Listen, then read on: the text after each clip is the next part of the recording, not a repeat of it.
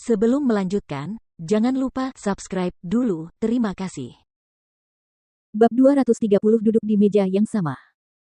Dia diam-diam mengangkat tangannya untuk menutupi separuh wajahnya dan setengah tergeletak di atas meja sambil mengintip pria berjubah hitam itu seperti burung bangau yang berdiri di antara ayam-ayam. Udara di sekelilingnya dan aura yang menindas itu, siapa lagi kalau bukan pria yang diam-diam penuh cinta itu. Dan dia diikuti oleh Shadow One dan Grey Wolf tepat di belakangnya. Tapi, mengapa mereka datang ke kota 6 jalan? Mereka tidak mungkin berlari ke sini untuk menangkapnya setelah mendengar berita bahwa dokter hantu ada di sini, kan? Cih, itu benar-benar terlalu picik. Pada saat itu, dia bahkan tidak memikirkan siapa yang sebenarnya bersikap picik. Melarikan diri dan bahkan membawa lari ginseng berusia ribuan tahun milik orang-orang. Benar sekali. Dia sepertinya belum pernah melihat seperti apa rupaku yang sebenarnya.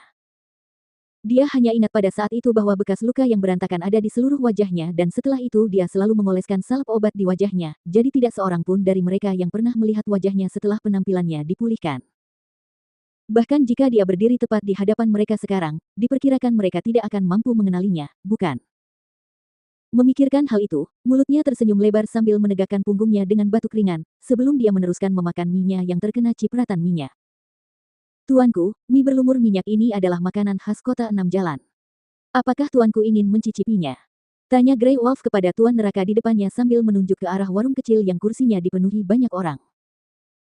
Penguasa neraka itu baru saja akan menggelengkan kepalanya ketika dia melihat pemuda berpakaian putih itu duduk di sana dengan kepala tertunduk sambil memakan mie yang berlumuran minyak. Entah mengapa, kakinya sudah melangkah mendekat, dan dia duduk tepat di seberang pemuda berpakaian putih itu. Feng Jiu sedang menikmati hidangan kecil dengan mie yang berlumuran minyak dan berpikir untuk menghabiskannya agar dia bisa segera pergi karena bagaimanapun juga, penguasa neraka itu sangat tajam. Mungkin masih baik-baik saja jika dia tidak bertemu langsung dengannya karena jika mereka bertemu, dia benar-benar tidak tahu apakah dia akan bisa mengenalinya. Oleh karena itu, dia bahkan tidak mengangkat kepalanya sama sekali, tetapi hanya menundukkan kepalanya dan makan.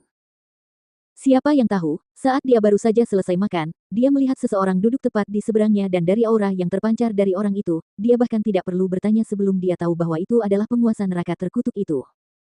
Mungkinkah dia benar-benar mengenali saya? Itu tidak mungkin, kan? Atau mungkin dia juga ingin makan mie yang terkena percikan minyak. Cek, jalannya benar-benar sempit di antara musuh. Bertemu dengannya dimanapun dia pergi. Bos, semangkuk mie yang terciprat minyak.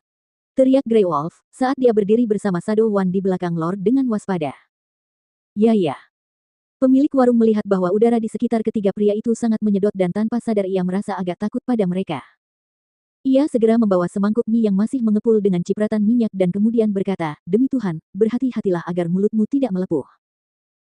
Penguasa neraka mengerutkan kening dan menatap mangkuk mie merah yang berlumuran minyak dan kemudian mendongak untuk melihat pemuda itu menyeruput mie-nya.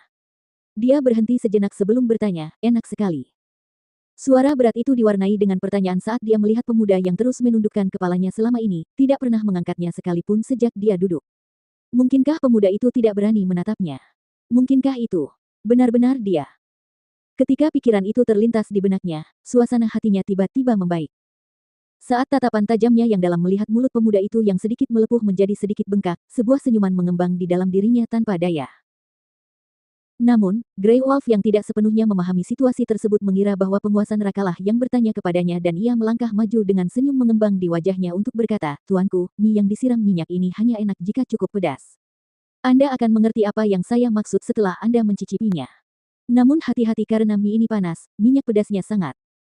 Sebelum dia menyelesaikan kalimatnya, dia melihat tatapan dingin dan dingin dari tuan yang menatapnya, yang membuatnya sangat bingung. Dia berhenti sejenak sebelum bertanya dengan sangat hati-hati, "Tuanku, apa? Ada apa?" Berdiri di belakang penguasa neraka, Shadow One melirik Grey Wolf sekilas lalu memutar matanya karena tidak bisa berkata apa-apa. Tuhan jelas bertanya kepada pemuda berpakaian putih itu, kapan Tuhan pernah menanyakan sesuatu kepadanya? Apa yang ingin dibuktikannya dengan begitu bersemangat memberikan jawabannya? Dasar bodoh. Bahkan tidak bisa membaca tanda dengan benar. "Bos, tagihannya." Feng Jiu berteriak, sengaja merendahkan nada suaranya dan mengangkat kepalanya pada saat yang sama, memperlihatkan wajah tampannya.